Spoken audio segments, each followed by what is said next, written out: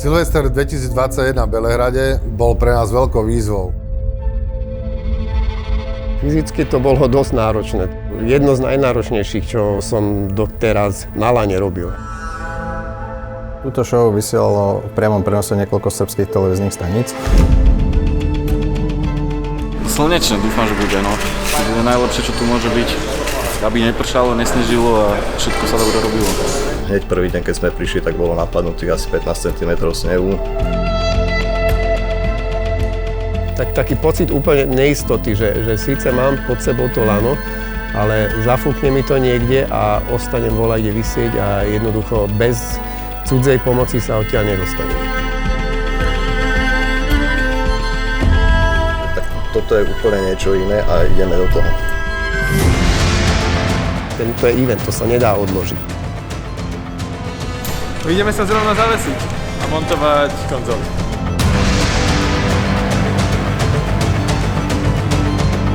Na konci bolo toto. Áno, toto, kvôli tomu.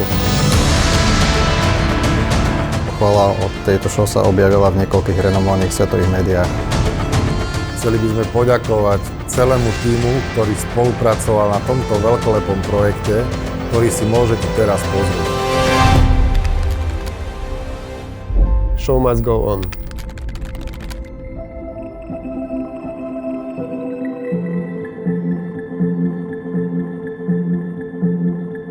Oslavy vítania Nového roka bývajú vo svetových metropolách vždy veľkolepé a jedinečné.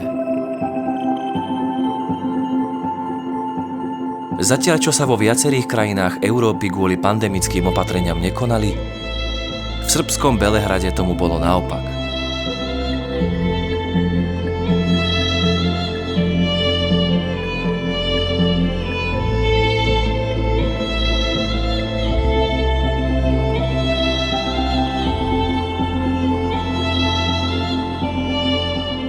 Kula Belgrade je v súčasnosti ešte nedokončená moderná výšková budova, situovaná na brehu rieky Sáva, v najmodernejšej časti mesta Belgrade Waterfront.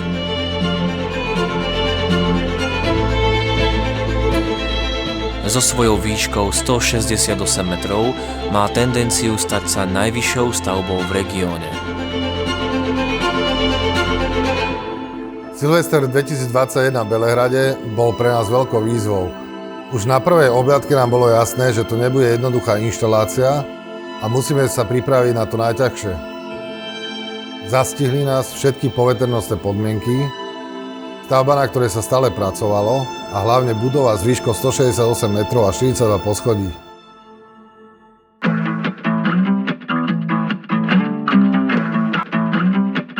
Príprava veľkolepej multimediálnej show na najvyššej budove na Balkáne nie je udalosť, ktorú je možné zrealizovať za pár dní. Na celom projekte pracovalo 18 členov tímu a príprava trvala 2 mesiace.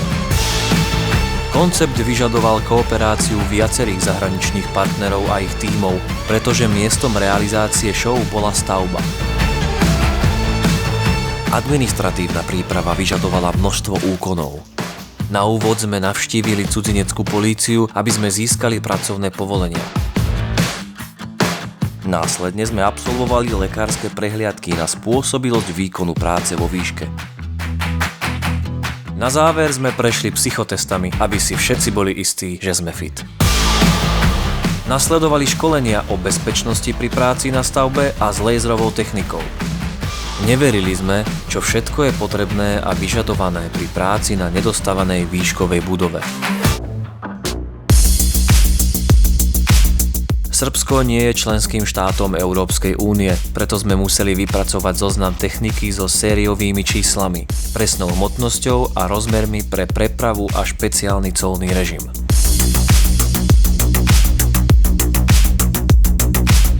Viacstranový detailný packing list sa pripravoval niekoľko dní. So signálnou a prepojovacou kabelážou sme počítali na kilometre. Kvôli dlhodobej vonkajšej inštalácii sme do rezervy pripravili náhradné zariadenia, aby sme predišli možným komplikáciám. Nakoniec sa všetko na centimetr presne zmestilo do jedného kamióna. Naša technológia nás nesklamala a vydržala extrémne podmienky ako dážď, sneh, námrazu, vysoké teplotné rozdiely aj nárazy vetra.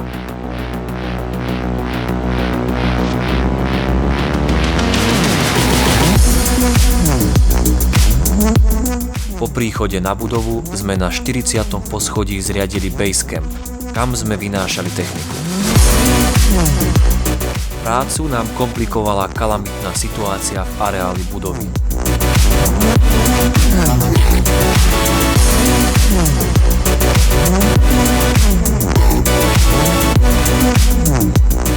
Náš plán na nasledujúce dni bol pripravovať a spúšťať techniku po kusoch z najvyššieho poschodia po fasáde na presne určené pozície.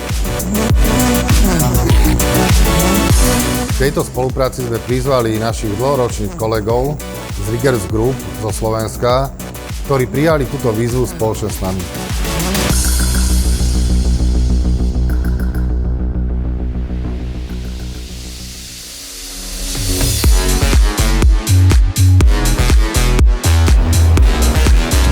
Najťažšou fázou prípravy bola montáž techniky na obidve strany fasády budovy, na ktorej sa v priebehu inštalácie stále pracovalo.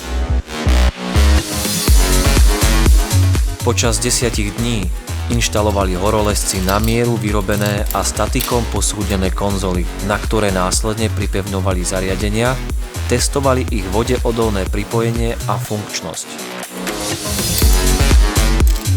Ideme sa zrovna zavesiť a montovať konzoly. Technici súbežne s tým pripravovali projektory a svetelné otočné hlavy, ktoré sa následne spúšťali v ochranných vakoch na lanách. Ideme si nachystať switche, ethernety, postupne ideme kablovať, chlapci idú spúšťať fasádu, sokety. Využili sme 24 kusov rotačných hlav pre vonkajšie použitie a 55 kusov plnofarebných laserových projektorov s optickým výkonom 30 W. Pred nepriaznivými vplyvmi počasia boli zariadenia chránené našimi raincovermi, vďaka ktorým odolali dažďu, snehu, zamrznutej vode aj riziku pyrotechnických efektov.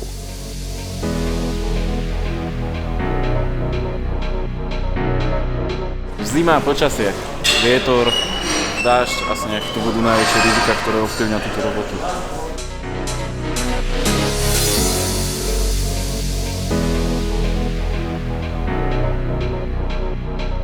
Fyzicky to bolo dosť náročné. Bolo to jedno z najnáročnejších, čo som doteraz na lane robil.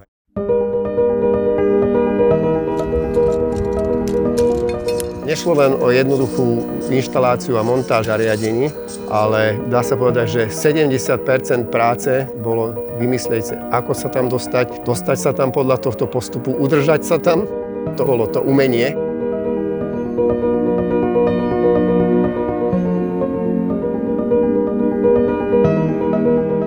Som veľmi šťastný, že vyšlo také dobré počasie.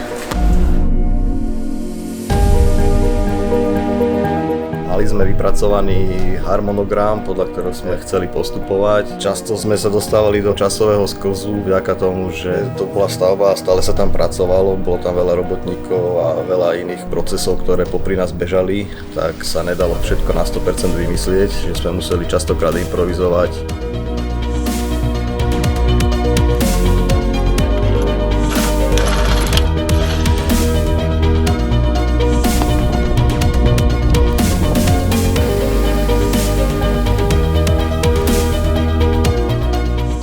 Každý deň sme robili do tmy, čo paradoxne nebolo to najhoršie, lebo nakoniec sme zistili, že k večeru aj vietor ustáva, takže bolo to z toho pohľadu lepšie, aj keď bolo chladnejšie.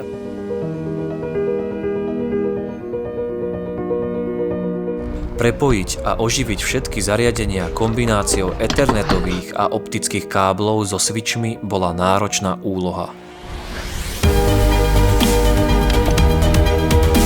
Každé tretie poschodie malo zapojených 6 zariadení a prepájali sme ich medzi sebou cez inštalačné šachty.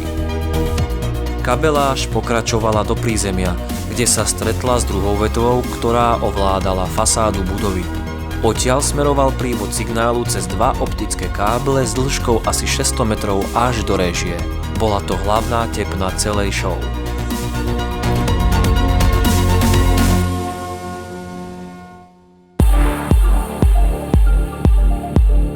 Stále sa meniace poveternostné podmienky sťažovali našu prácu.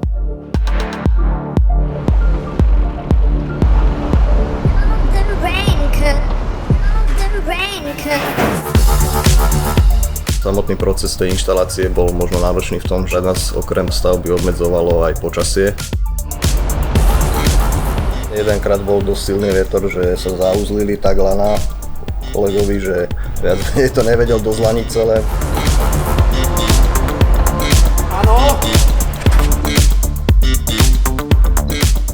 Pokiaľ sme išli popri fasáde, tak vám dáva nejakú takú falošnú istotu, že tu je to úplne bezpečné. No není, lebo je to len sklenená fasáda. Ale úplne zaujímavé je to vtedy, keď opustíte tú fasádu kvôli tomu, že je previs a zrazu ostanete len vo vzduchu a...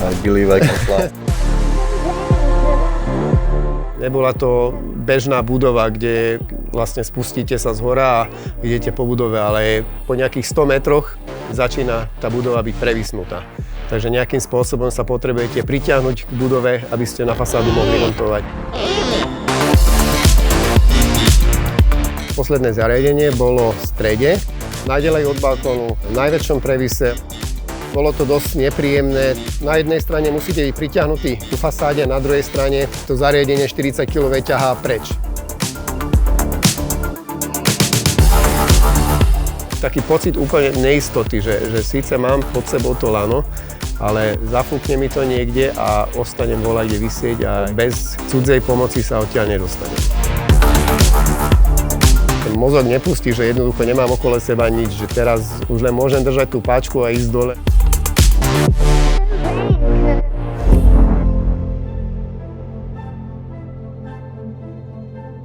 Pre bezchybné prevedenie show bolo potrebné vymyslieť, zosúladiť a presne naprogramovať rôzne svetelné scény.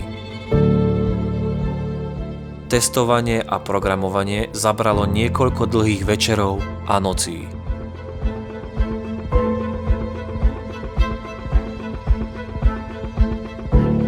Zónovanie a nastavovanie laserov bolo možné iba v určitých časových oknách, ktoré nám pridelilo letisko vzhľadom na bezpečnosť leteckej premávky.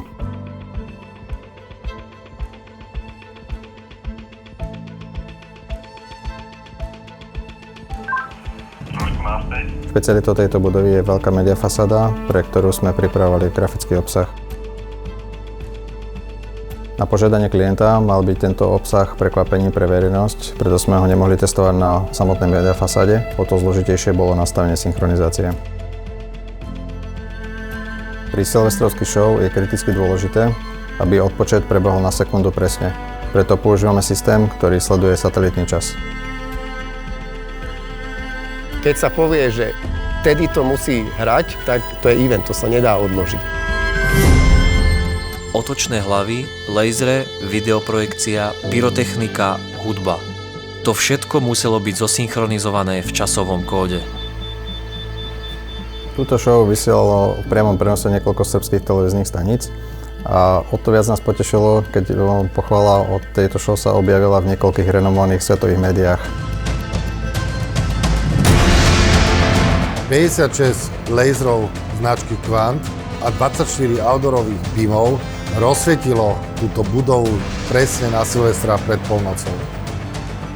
Za túto možnosť a spoluprácu na multimediálnej show ďakujeme nášmu partnerovi zo Srbska Sky Music Production, alpinistom z Riggers Group a hlavne by sme chceli poďakovať celému tímu, ktorý na tomto veľkolepom projekte spolupracoval, ktorého výsledok si môžete teraz pozrieť.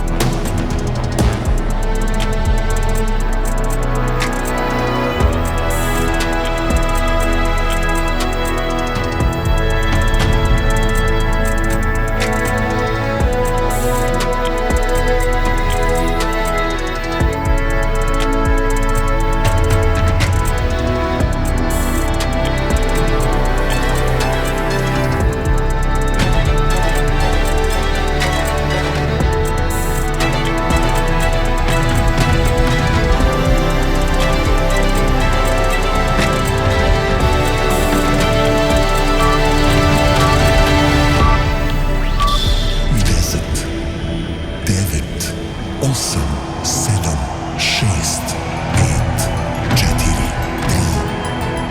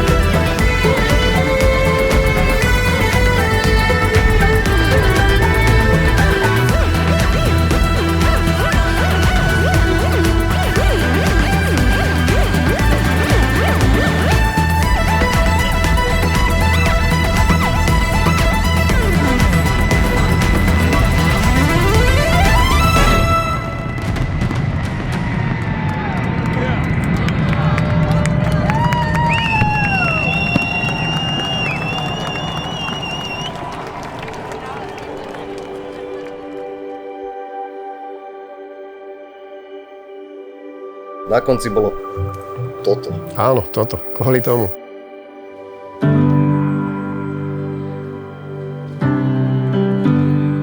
Keď show skončila, na budove zostala žiariť média fasáda a svetelné efekty, ktorých pútavé lúče ešte dlho do noci prenikali cez hmlu a do veľkej vzdialenosti zvýrazňovali aktuálnu dominantu Belehradu.